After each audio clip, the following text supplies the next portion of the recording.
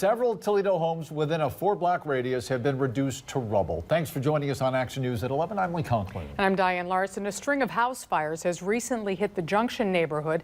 A number of them called suspicious by fire officials at the scene. All right, so what's being done? 13 ABC's Zane Omer talking with a fire investigator. She's live with the latest new at 11. Zane.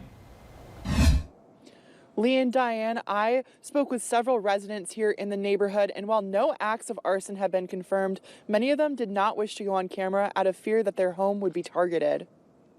Fire striking 4 times between April 15th and April 22nd in the Junction, Buckingham, Pulaski area. Toledo's investigative unit stepping in. Back in 2015, obviously we had the fatal fire where 2 firefighters were killed.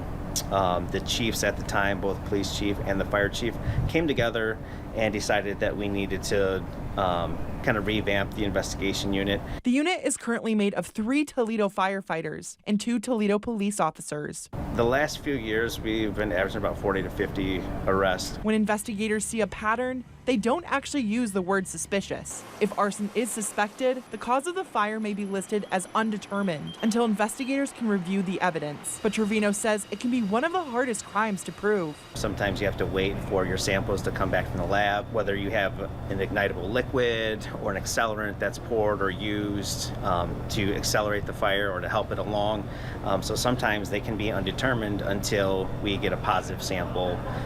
Okay, all the signs are pointing to this, but we need the science to back what we're claiming. Trevino says statistically, people typically commit arson for insurance fraud or because they enjoy setting fires. But just because a fire is set doesn't mean it's arson. We do have a very big transient population that moves through Toledo.